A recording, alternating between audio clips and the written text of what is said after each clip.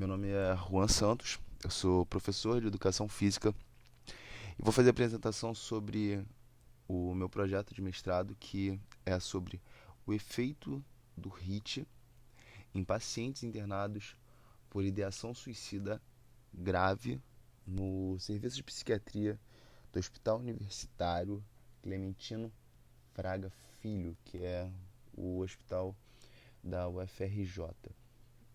Faço parte do laboratório de psicofisiologia do exercício. Nesse laboratório a gente estuda basicamente como que tem essa relação entre a fisiologia e os fenômenos psíquicos. Basicamente, como que a mente e o movimento e o cérebro eles estão interligados. Para começar essa apresentação, quero falar sobre o pensamento racionalista. Um dos pais do método científico foi René Descartes. E ele propôs que para a gente solucionar um determinado problema deve ser seguido alguns passos. O primeiro vai ser o que ele chama de uma dúvida sistêmica, que é você duvidar de todo o conhecimento que foi acumulado sobre um determinado assunto. Depois disso, você vai fazer a decomposição desse problema em partes menores. E essas características elas definem a base do que a gente faz na pesquisa científica. Através dessa divisão em partes menores, que é o reducionismo, a gente consegue explicar de forma melhor os fenômenos, as teorias, o que é mais complexo. Vai passar esse momento de dúvida sistêmica, em que novas questões elas vão ser levantadas sobre um determinado assunto. É necessário que a gente faça experimentações e observações para que novos caminhos eles possam ser abertos para a gente poder explicar melhor esse estudo. O estudo que eu vou fazer, ele vai ter a seguinte dúvida: o exercício ele diminui a ideação suicida? A experimentação ela vai ser feita através do HIIT, no modelo que vai ser do Sprint Interval Training, que são treinamentos intervalados de sprint, que vai ser aplicado em pacientes que eles vão estar com a ideação suicida grave. E a minha busca vai ser por formular diretrizes de exercício para essa população. Os tópicos que vão ser abordados serão: primeiro, falar sobre a epidemiologia do suicídio. Depois disso vai ser abordado uma meta-análise sobre atividade física e ideação suicida do Dave Van Campfort, que foi um dos que deram base para eu poder fazer esse estudo. Vou falar sobre o cérebro do suicida, que é a neurobiologia da ideação suicida, o exercício e a saúde mental. Vou apresentar minha hipótese, o objetivo e explicar a intervenção. Eu vou ter que parar nesse ponto, porque eu não vou poder falar sobre a questão da amostra, do delineamento experimental e nem da estatística, porque o estudo ele ainda não foi para o comitê de ética, ainda não foi publicado, então eu vou parar na explicação da intervenção, que é até onde eu posso ir. Uma frase de um pesquisador que me inspira muito, que é o Daniel Lieberman, ele fala o seguinte: o corpo humano, incluindo o cérebro, evoluiu para suportar períodos prolongados de estresse cardiovascular. O movimento é de tal modo essencial para o cérebro que a atividade física regular é imprescindível para que funcione de modo adequado. A íntima ligação entre exercício e evolução humana é evidenciada pelo fato de a inatividade nos tornar doentes. Falando sobre a epidemiologia do suicídio, a gente tem que entender que esse é um problema complexo de saúde pública, assim, de dimensão global. E a gente ainda tem um problema estatístico que as taxas de suicídio pela OMS somente 35% dos estados que são membros da OMS eles vão ter registros que são mais significativos sobre questões de ideação, tentativas e consumação do suicídio. Saindo um pouco da parte científica, a gente ainda tem uma questão que é o registro das mortes por suicídio. Por uma questão de tabu da sociedade, a gente pode ter muitos casos que são omitidos. Eu tenho um exemplo que um tio meu que é militar, ele me contou que um dos colegas dele de profissão cometeu suicídio e eles colocaram como acidente para que a família pudesse receber o, a pensão militar, o seguro, porque ele não cobria em caso de suicídio. Então a gente tem esse grande problema no registro. E quando a gente vai observar o comportamento suicida, você tem algumas diferenças bem claras em relação ao gênero, a faixa etária, a região onde essa pessoa mora, a realidade econômica. E a gente ainda não tem uma forma de prever o suicídio na prática clínica. Você não tem um algoritmo bem estabelecido. Mas a partir do momento que você começa a entender melhor as questões psicológicas, sociológicas, biológicas dessa psicopatologia, já se torna mais fácil de identificar os riscos mais altos e também como que vai ser feito esse tratamento.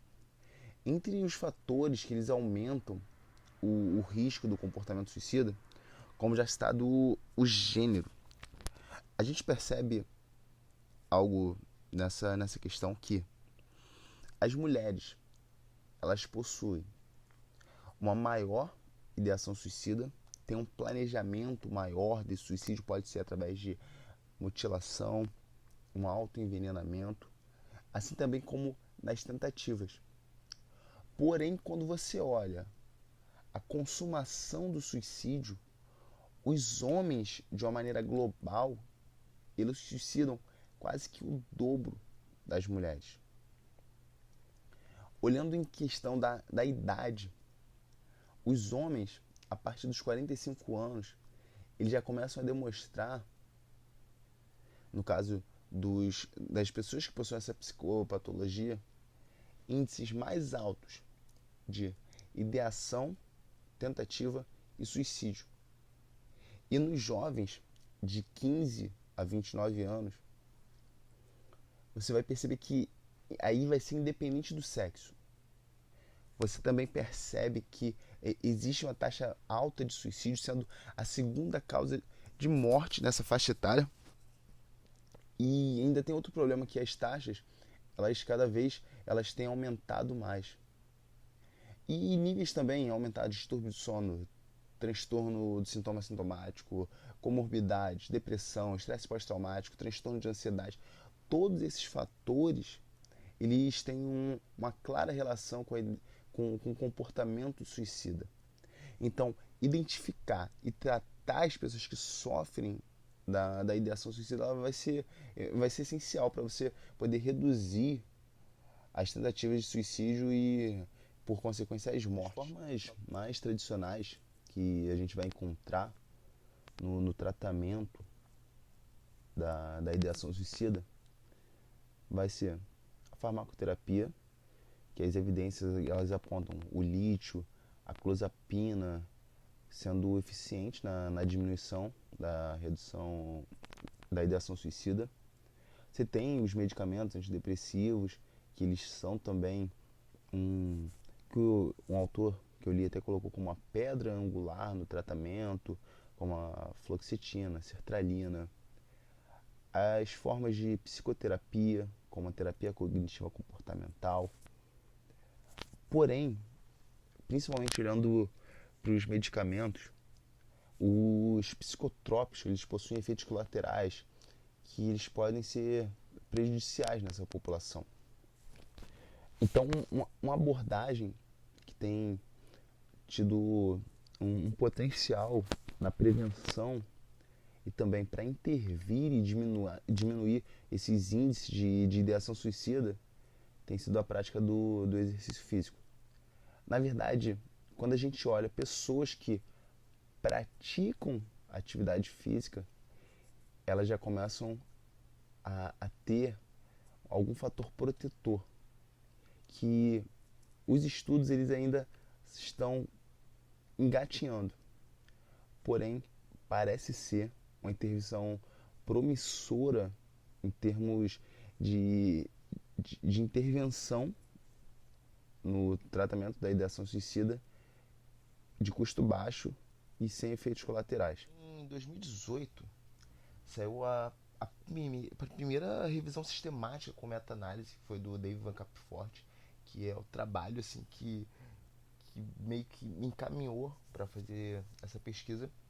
O Dave Van Capfort, ele pegou todos os artigos relacionados à movimentação.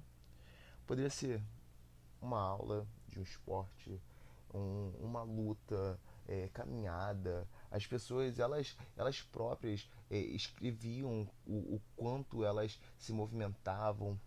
Então não teve dados realmente assim objetivos para poder avaliar a movimentação. Porém, no meio disso tudo, ele chegou a conclusões muito interessantes que abriram espaço para poder estudar sobre a ideação suicida e o movimento.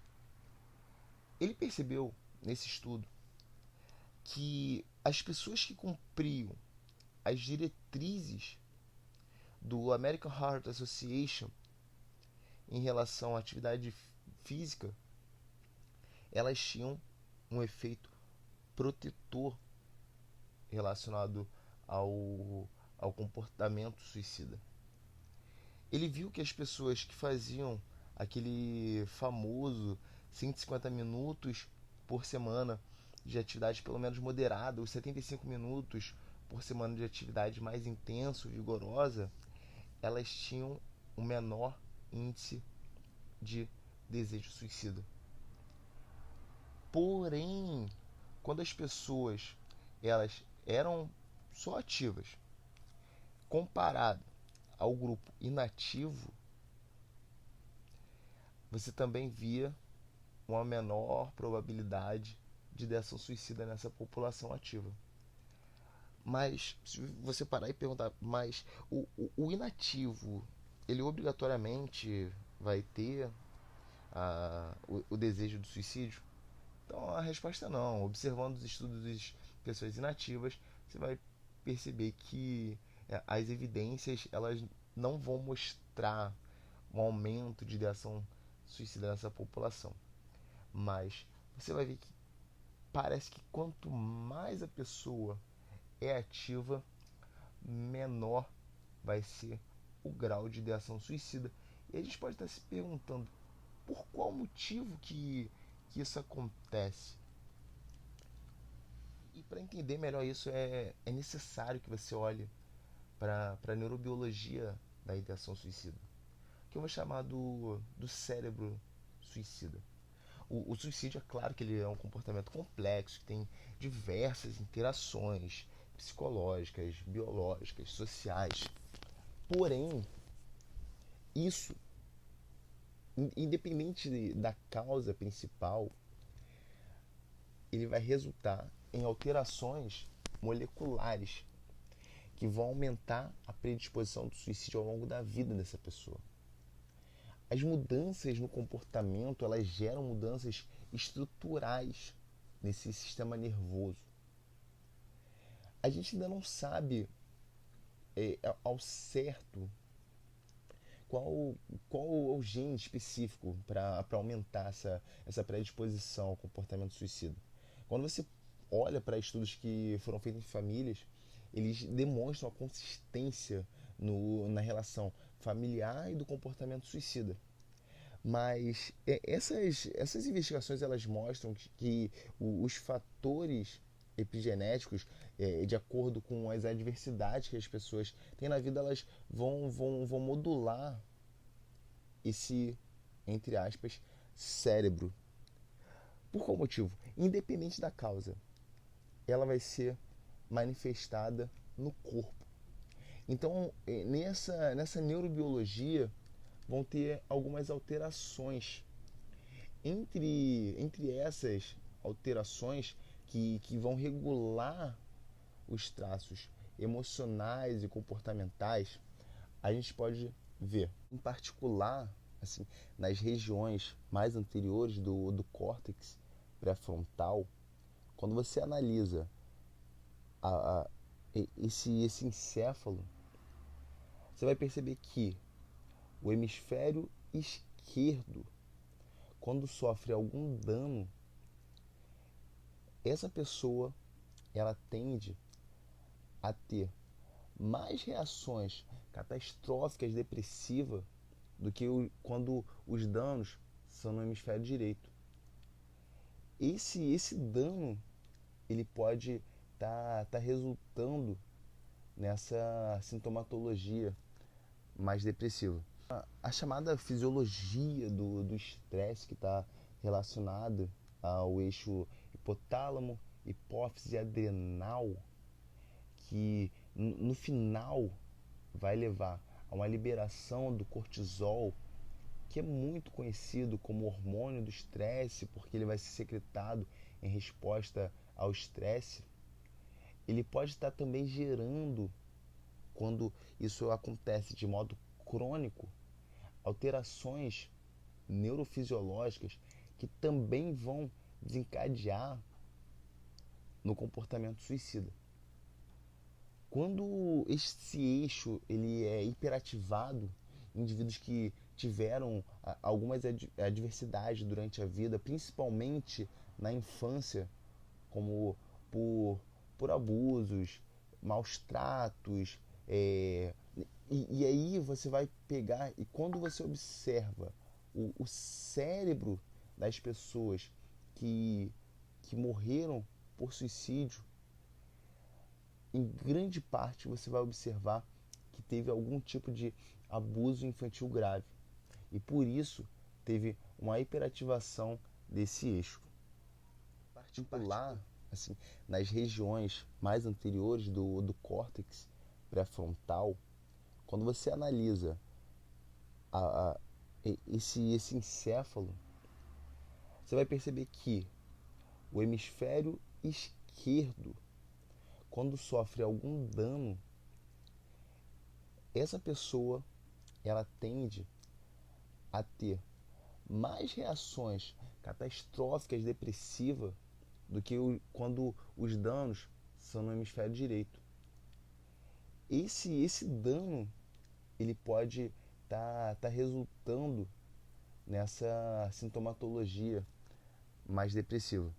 A chamada fisiologia do estresse, que está relacionada ao eixo hipotálamo, hipófise adrenal, que no final vai levar a uma liberação do cortisol, que é muito conhecido como hormônio do estresse, porque ele vai ser secretado em resposta ao estresse.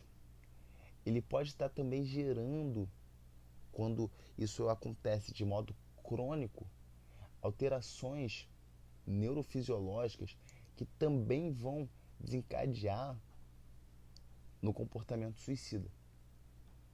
Quando esse eixo ele é hiperativado, indivíduos que tiveram algumas adversidades durante a vida, principalmente na infância, como por abusos, maus tratos, e aí você vai pegar, e quando você observa o cérebro das pessoas que morreram por suicídio, em grande parte você vai observar que teve algum tipo de abuso infantil grave. E por isso teve uma hiperativação desse eixo. E o que está já bem estabelecido na ciência é como que o exercício físico ele vai auxiliar de forma neuroprotetora para proteger mesmo os neurônios, as células que compõem esse sistema nervoso, para ser uma forma de prevenir e também de auxiliar no tratamento da patogênese do suicídio. E aí você vai ver evidências mostrando o aumento de serotonina no cérebro sem utilização de drogas através do exercício. Você percebe que tem uma regulação da inflamação. Você vê que o BDNF ele aumenta durante o exercício. Tudo isso mostrando a eficiência. E aí a gente tem que se perguntar, mas de que forma esse exercício ele vai ser prescrito? Será que, assim como o Van Capforte colocou, será que serve qualquer coisa? Ou será que existe alguma forma mais específica para essa pessoa que sofre dessa psicopatologia se exercitar e ter melhores resultados?